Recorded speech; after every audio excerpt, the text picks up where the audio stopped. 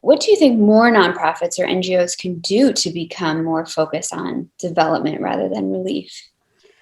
Well, this is, first of all, I want to say you can do it. That's the first thing I would say to every nonprofit and international, from massive to small, is it is possible. We've proven it's possible, and we're continuing to prove it's possible. And there are other organizations out there that are also have made this shift. But the caveat is it's hard work. It's much harder than relief, right? For me, from an operations perspective, it's not so hard to initiate a wire transfer for a certain lump sum of money and work with Eugenio to coordinate a large shipment of food and distribute it. But it's a lot more effort to hold face-to-face trainings with women who are illiterate and teach them particular techniques, and then follow up regularly and support them as they try and maybe sometimes fail, and continue and try again, and encourage them. And that's just one example, right? And it's hard to take the time to dedicate to to starting incubator projects and pilot projects and seeing how it works and learning from mistakes. So it's a long-term strategy.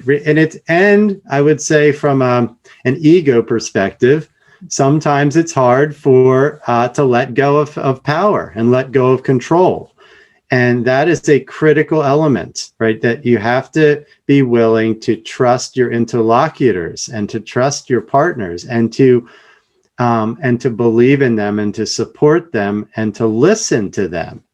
There's a tremendous kind of pull towards, I think, sometimes the top, and a gravitational pull towards the top of an organization, an expectation that they're going to have all the answers. And that, in a sense, is just another part of a relief mentality rather than and a dependency mentality rather than an empowerment mentality. And so, also speaking the words of empowerment to your partners, and emphasizing and repeating that this is our model. This is our focus. Our focus is on empowerment at every level of an organization, and that as the leaders are empowered, they should be focusing on empowering their staff, and their staff should be focusing on empowering, their students, or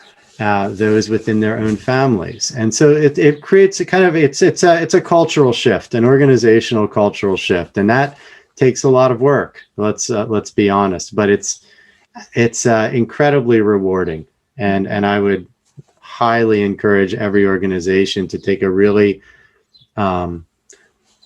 deep and hard look at their kind of organizational culture first, and then take the radical steps that are necessary to make those changes. Mm-hmm.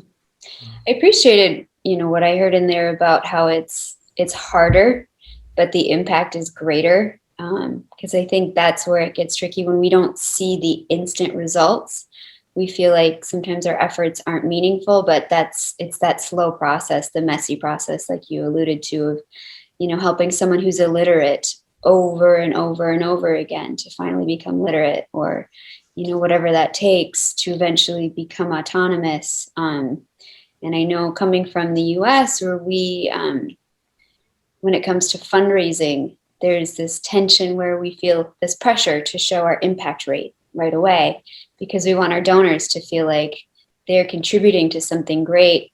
And so there can be this tension sometimes between how do you get people to fund this concept that up front is not going to look like it has the biggest turnaround, but long term it's the greater investment. Whereas the relief, you might feel like you're seeing an instant response because you can say, I've fed X amount of children, or I've clothed X amount of people. And you can't always account for the externalities of a development approach. where, it may be 10 years down the line where you get to see the real impact. So I want to support what you just said, and also say, keep fighting this fight, because it's the good fight. It's the fight we all need to be fighting. But very often I think it feels like going against the grain of what many in this sector have been conditioned to believe is important when we talk about, reporting impact or success rates or whatever that is. And that's too, I think it's important that we have these conversations to really bring to light that we need to think about the opportunity cost, not just of, what are we going to fix today, but what will we impact for tomorrow and the next day and the next day and the next day, even though we can't see it right away right now. It's kind of like a seed. It has to go in the ground for a little while, and you're not going to see it sprout for maybe several months. But then when it does, it has the potential to not only flourish, but then to regenerate itself. So anyway, that was a long-winded way of saying I agree with you, and I appreciate the approach that you're taking, especially coming from having been a relief model to then transition to one of development. I think that takes a lot of courage and a lot of strength to change the way that you're doing things. And I would imagine it's been not an easy journey at all points. So I commend you for that.